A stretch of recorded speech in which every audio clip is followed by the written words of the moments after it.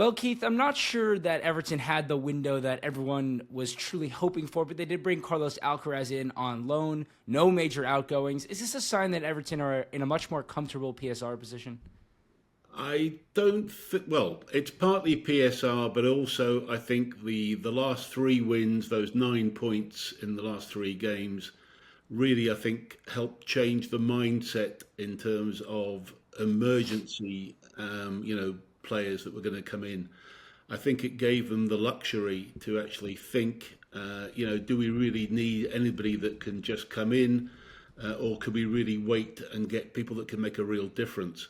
And so I think they've been quite sensible. I think Alcaraz could be a very exciting signing.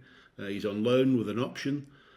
So there was no need to push the PSR boundaries. And I think we were fairly tight anyway, but still, there was no need to push. I think there would have been room if needed, but as it was, look, Moyes has got one player in.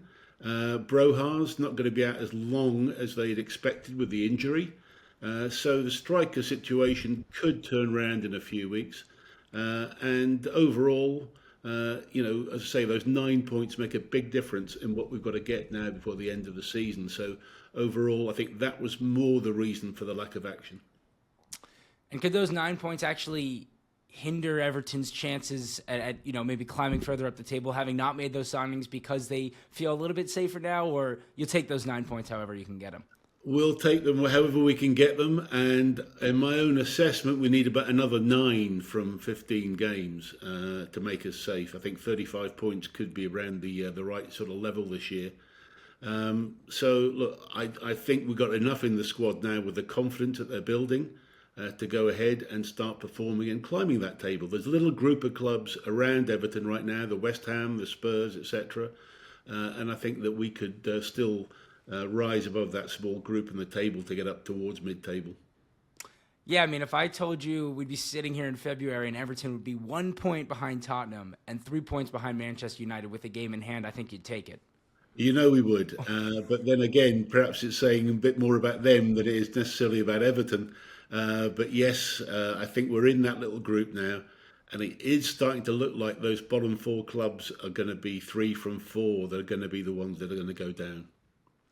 And moving on to the stadium side of things for Everton, they're still yet to agree a naming rights deal. I know we've spoken quite a bit about it, and obviously these trial events are happening. Are you surprised that they don't have one in place before those trial events? Will that actually, kind of affect the total amount of dollars they may get on this deal? Yeah, well, I think the club's maintained they've got a number of offers and that the board have seen those offers. Look, yeah, I mean, obviously, the sooner you get it in, the sooner the money starts rolling. But of course, you're talking about a long-term relationship, and the naming rights for your own brand new stadium. So you've got to get the right fit, and I understand that. But I've always stressed before in naming rights deals that I've been involved with in the past, it's actually pre-opening is when there's a huge amount of publicity, and that's where the naming rights sponsor can get a real bang for their buck. And wherever you look in Liverpool right now or in the media around Everton, that new stadium's image is everywhere. And I think whichever sponsor it's going to take should really be pushing to get in as soon as possible.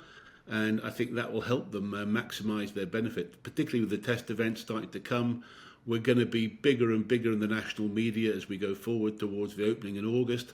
So I think in terms of publicity, which is what a naming rights sponsor is all about, they should get in as soon as we can. And as you say, the money flowing in a little bit earlier won't do any harm either. And would it be, I mean, I don't know if disaster is maybe a little bit too far, but would it be a bit of a disaster if Everton weren't to get a naming rights deal done before next season? Yeah, I'd be amazed if that doesn't happen. No, that won't happen. I'm very confident there'll be a naming rights sponsor in place. That would mean there's severe issues for some reason, which I'm certainly not aware of. But this is a great opportunity for somebody to come forward. The only issue, of course, has always been Liverpool as opposed to London, and the size of the local audience. But I still believe that the quality of the stadium, its location on the river, etc., and when you see it lit up for night games, it's going to be one of those iconic situations. So I think we're going to be okay. But no, I think we'll see somebody well in before the start of the season in August.